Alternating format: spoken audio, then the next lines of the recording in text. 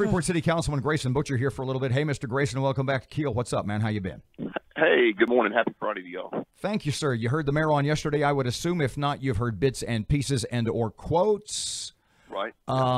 If you would care to opine, thoughts on his comments yesterday on the proposed $220 million bond issue, and sort of tied into that, dovetailing with that, what of it have you seen? Conversations, if you can tell us sort of behind the curtain info on your position, what you think, and what do other city council people think as you guys are going to vote on it pretty soon, it looks like. Well, I think that the first thing is I had a meeting yesterday with the mayor, and not about the bond, but the bond did come up. We had a good bit of discussion on it, and I think that the biggest thing for me is I want to just make sure, $220 million is a lot of money to put the city in debt. The city definitely needs some things. We need a new police station. We have infrastructure issues with, the Stoner Bridge, the Linwood Bridge or overpass there. I mean, there's all kinds of issues that we have to address. Our fire trucks are aging, and some may even say that they could be unsafe. But anyway, the mayor and I had a pretty good discussion about it. I just want as much information from these department heads that are asking for this money before I make a decision on it. I will say this, that the general consensus of council members that I've talked to and myself is we really want to deal with infrastructure issues and public safety. Do you think sort of a two-parter here? One, the mayor's itemization, was that adequate for what you wanted to see? Did it show you what you wanted to show? And sort of the second part of that, it sounds to me like you're thinking that there might be a little bond issue overreach here. What you think? I agree. I mean, I think that the mayor, for my liking, it was not detailed enough for us. We got the two or three page spreadsheet that everybody's seen now with some small explanations out by it, and I would have liked to have seen a more detailed presentation to the council. With only we only had 4 weeks to make a decision on this. So I think that next week we have an infrastructure meeting on Monday and a public safety meeting on Monday. I mean, not Monday, Wednesday. Wednesday at 1 o'clock is the infrastructure, and Wednesday at 3 o'clock is the public safety.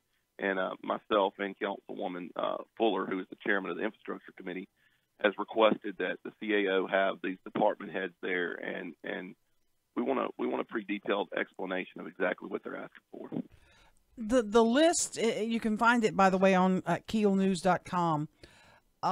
Like you mentioned, it's pretty broad. And it's been done pretty quickly is my concern too. The previous bond issue, we took 18 months to 2 years to study. What's the rush? Well, I don't know. That's the question that I've asked a couple of times, and really don't know if I've gotten a straight answer on it. I'm more inclined personally to look at each issue one by one, decide what issues are critical. We know the police station is in disrepair. In fact, a conversation I had with the mayor yesterday is there any way we can get our detectives out of those detective offices? The roofs are leaking, ceiling tiles are falling in. And I said, we have so much space in downtown Shreveport. Is there any way we could at least lease a building or put them in another building that's not being used that we have in the city to get them out of there? But that is a critical issue. The police station something has to be done with the police station, similar to the fire trucks. We have the last time we bought fire trucks was in 2013 or 14, I believe, and we only bought 3. We're running some fire trucks right now, and the one in Broadmoor right now was purchased in the late 90s. So, I mean, we've got to get some of these things taken care of, but I'm not sure that the whole gamut of what the mayor has put on this bond is something that I can support at this time. If you could have your way, would you like this to be 3 or 4 separate proposals on the ballot? One for police and fire, one for maybe streets, one for drain, water and sewer, and maybe one for parks. Would you like it to be divided like that? I think so. I think what I would like to see is let's come up with what our priorities are. Let's put them on a list, A, B, and C. Let's say, okay, we're going to do a new police station. We're going to do new fire trucks. That would be A. We're going to fix the Linwood and Stoner Avenue Viaduct. That would be 2. We're going to do streets for X amount, whatever street projects, and drainage. That would be 3. But I also am not too opposed to doing this in cycles. Let's see how we do. We have had a horrible history in the city of Shreveport of getting these bonds, getting the estimates to do the work. Then we wait 2 or 3 years to do the work, and then the estimates come back. Y'all seen that? I mean, you can remember that back in 2011. The estimates come back, and it's higher than what we had anticipated. Still waiting on Knight Street on that one, by the way, just FYI. Right, exactly. And now we're, almost, I think, $1 million over on that. So, so we've got, I'm not quite sure that taking smaller steps and biting off and doing, when we get that money, taking small bites, getting it done right, and then moving to the next project. But, can you imagine trying to be, we're already in the consent decree work, which is a huge, it's a huge project. It's over $1 billion. We're going to go ahead and put $220 million on top of that. Even though, I think it probably needs to be spread out a little bit. Do you feel like, in looking at the itemization of the $220 million, do you feel like the mayor and his folks have done their homework as far as estimating costs? He told us yesterday he thought they had. And, like you said, my question was, how many of these are, in fact, shovel-ready? And right. The question I asked the mayor, the question I asked Tim Magner from the Chamber of Commerce, you can kind of make a case, given the history of delay, bluntly speaking, in getting some of these projects done. Is $220 million enough? You see my point? Oh, I see exactly what you're talking about. Yeah, and that's why I think you'll see on Wednesday, Chairwoman Fuller and myself, who I'm the Public Safety Committee Chairman, we're going to really be digging into this and asking these questions. Where did you get these numbers for this police station? Where did you get these numbers for these fire trucks? Where did you get these numbers?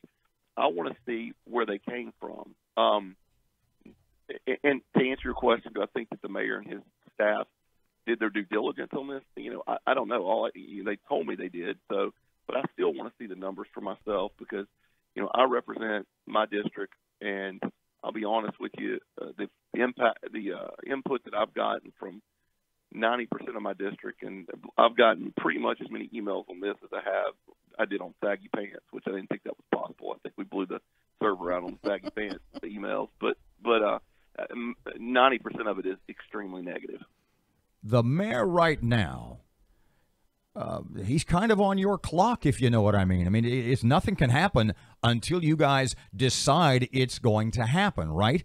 If you can't come to a compromise, if the council and the mayor can't compromise on what to vote on, is it beyond comprehension that, and why would it be the worst thing in the world to delay this until spring or whenever you guys can figure it out? Well, and I think that that's probably the way it's going to end up. There might be 1 or 2 things that we can compromise on and get on that on the ballot for the fall, but I just don't think we have enough time to go through $220 million. That's almost like, to me, I take it very personally that $220 million worth of debt that we're about to put the city in, and we're already having financial trouble. I'm just going to have to really take my time, and I think that the other council members that I've spoken to feel the same. We just don't want to be rushed into this because, this is the debt that we'll live with for many, many, many years. Motherly advice for you real quick. Yes, ma'am. Motherly advice. Okay, sisterly. There you go. Sisterly. Quality of life issues that the Chamber of Commerce is saying we need a couple of those. Let's remember a couple priors. Let's remember the Neon Bridge. Let's remember the spray park on the riverfront that is broken and will cost $200,000 to fix. Let's make sure whatever quality of life items we put in this is not something that's going to be a headache down the road. Well, Aaron, here's the deal. This is what I've said over and over again, not just with quality of life, but if we build a $20 million police station, we have to have the money to maintain that police station. We have a lot of money invested in real estate in this city right now. We have a convention center that's 12, 13 years old. The roof's already leaking. We were told the other day by Shelley Regal that we have a chandelier that's about to fall down in the convention center. come on, we have got to be able to maintain our buildings better than what we're doing.